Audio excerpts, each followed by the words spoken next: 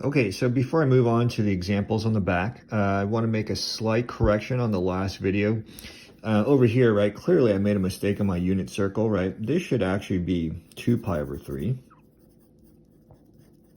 And of course, this guy right here, right, should be 4 pi over 3. I think I had those two backwards. Okay, so just on the drawing, right? And how does that impact my answer? Well, these solutions are still correct, right? The sine of x is root 3 over 2 is still true for pi over 3, 2 pi over 3. The sine of x is negative root 3 over 2. That's true for 4 pi over 3, which is here instead of here, and 5 pi over 3. Okay, so the distance between pi over 3, which is right here, and 4 pi over 3 is plus pi n, right? So this guy right here takes care of these two guys. And the distance between 2 pi over 3 and 5 pi over 3 is plus pi n, right? So I should have written 2 pi over 3 plus pi n. So you can make that change over here. There should be 2 pi over 3 plus pi n. Okay, so that's the only error over here. So I had these two mixed up. So please make those corrections on your last example. Okay, so moving on to the back. I have another example here. You have 2 cosine theta. Sine theta is equal to sine theta. And so in a problem like this, the common error students will make is divide both sides by sine. So in general, I taught my Math 3, Algebra 2 students to never ever divide by a variable, especially when you're solving an equation. Okay, so when you divide by a variable, you tend to lose a solution. And sometimes that solution could be 0, which you can never ever divide by 0. Okay, so the way around this is don't divide by sine. Just move that sine theta over. Okay, so let's do that. So you're going to have 2 cosine of theta, sine theta, minus sine theta. Okay, so that's all you need to do is just to move it over.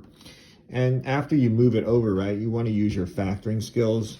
You want to factor out that sine theta, so let's do that.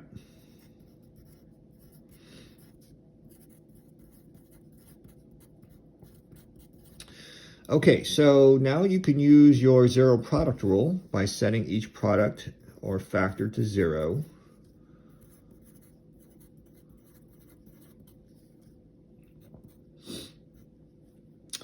Over here, you're going to get a solution of cosine theta is equal to 1/2. And of course, we already have sine theta is equal to 0 over here.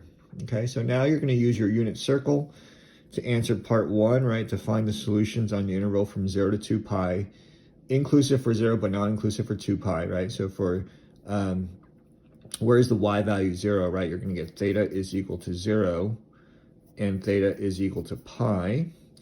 Cosine of theta is 1/2, right? You're going to get theta is equal to pi over 3. And theta is equal to 5 pi over 3. Okay, so this one right here, right, is just using factoring skills. And also remember not to divide by the variable, move it over and use your zero product rule, okay? All right, so let's condense the solutions, right? The distance between 0 to pi is a full pi, so you could say theta is equal to 0 plus pi n, or you could just write theta is equal to pi n. Between pi and 3 and 5 pi over 3, you can't really condense, right? If I show you a picture, right, this is pi over 3, this is about 5 pi over 3, right? The distance from here to here is different from the distance from here to here. So you can't really condense it, right? Only if it's in a straight line. So if I can't condense it, I have to write pi over 3 plus 2 pi n, 5 pi over 3 plus 2 pi n. Okay, so that would be the general solution for this particular problem. All right, moving on to our last two examples. Example number 4. We have 2 different trig functions. And if you remember back on page 1, right, guideline, one of the guidelines is try to get all the trig functions into one trig function. And the way to do that, right, is to use your trig identities. So on this one, right, you have a choice of whether or not you want to use secant squared or tangent squared in your equation. Okay, so remember the trig identity, right? 1 plus tangent squared x is equal to secant squared x. Okay, so you're gonna have to remember all your trig identities to be able to do these trig equations. And just for the heck of it, for this problem, I want to make everything in terms of secant. Okay, so if I want to make everything in terms of secant, right, tangent squared x is equal to secant squared x minus 1. So I'm going to do a substitution here. 3 secant squared x minus 2, parentheses, make sure you put parentheses, secant squared x minus 1. And I'm going to move that 4 over. And now you have everything in terms of one trig function, right? And once you have everything in terms of one trig function, right, you can solve by square roots, you can solve by factoring, whichever technique is necessary. Okay, so let's finish this problem here by combining like terms. So distribute the 2. Actually, this becomes positive 2, right? So remember, negative times a negative is a positive. And let's combine our like terms over here. 3 secant squared minus 2 secant squared is 1 secant squared.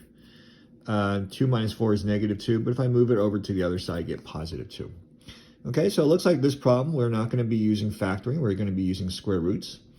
And just like the problem on the first video, you need to take square roots of both sides. Okay, so take the square root of both sides. You're going to get secant of x is equal to plus or minus the square root of 2. Now, it's hard to think of everything in terms of secant on your unit circle, right? But you also know your quotient identity for secant is 1 over cosine x.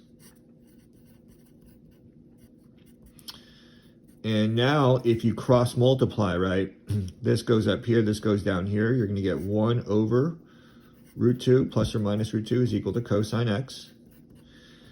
And if we simplify the radicals, right, you're going to get cosine of x is equal to plus or minus square root of 2 over 2.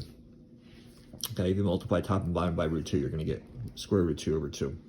Okay, so for cosine of x is equal to positive root 2 over 2, right?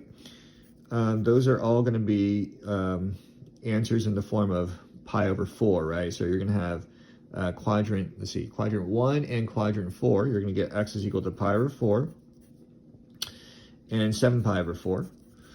For x, cosine of x is equal to negative root 2 over 2, right? You're going to get x is equal to 3 pi over 4, right? Quadrant 2, and 5 pi over 4 for quadrant number 3. Okay, so these will be your solutions on the interval from 0 to 2 pi. Now, when you condense this solution right here, right, there's a couple ways you can do this, right? This is pi over 4. This is 3 pi over 4, 5 pi over 4, 7 pi over 4, right? The distance between, here to here, right, we said was a full pi. And this we said was 5 pi over 4. And this guy right here we said was 7 pi over 4. And let me just label this. This is 3 pi over 4. So you could write it like this. You could say, hey, x is equal to pi over 4 plus pi n. Or x is equal to the distance between 3 pi and 4. 7 pi over 4 is a pi n, right? Is a full pi. 3 pi over 4. Plus pi n. That's one way of writing it, but as someone pointed out in my class, right, the distance between each one of these these solutions, right, is just pi over 2. Or you could just say x is equal to pi over 4 plus pi over 2n. All right, there's an equal distance between each one of these values. I didn't draw this perfectly, but it should be 90 degrees or pi over 2 radians. So just be familiar with both of these condensations of these solutions. Okay, so we're going to move on to the very last problem, which will have to apply guideline number, I believe it was guideline number 4. And when I said, hey, basically try squaring both sides, is when you see two non-squared, right? This is not squared, this is not squared, trig functions, and you see a non-zero constant. That's when you know you have to use the technique of squaring both sides. So typically, you want to have a constant and a trig function, and then a constant or a trig function on the other side. Okay, and then you can start squaring. So let's do that. Okay, so you need to know how to FOIL, right? If you square this first term, you're going to get tangent squared x plus 2 times this is 2 root 3 tangent x. And then you square the last term, root 3 squared is just 3 itself, is equal to secant squared x. Okay. All right, so this is just like the last problem, right? You have trig functions that are different. Now that everything's in terms of squares, right, we can use our trig identity. 1 plus tangent squared x is secant squared x. Unlike the last problem where I had everything in terms of secant, right, you kind of had a choice here if you want to put everything in terms of secant or tangent. This time I'm going to put everything in terms of tangent, okay? So I'm going to get substitute.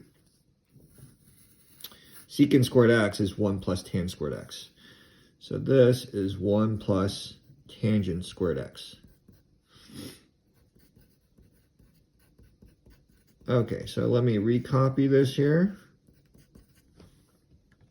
And now if you take a look, right, to simplify, these tangent squared x's are going to cancel out. And I just want to isolate my single tangent over here.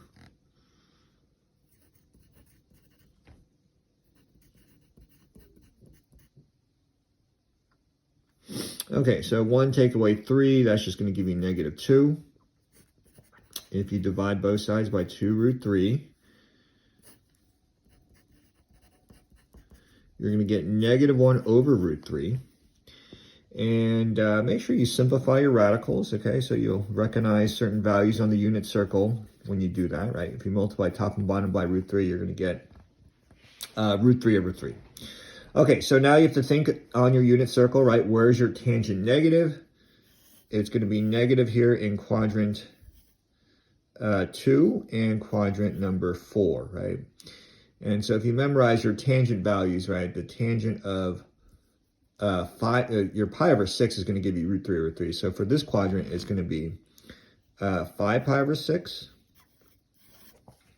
And for this quadrant, right, anything over 6, basically, and the 1 over 6 is, in quadrant number 4, that will give you negative root 3 over 3, is 11 pi over 6.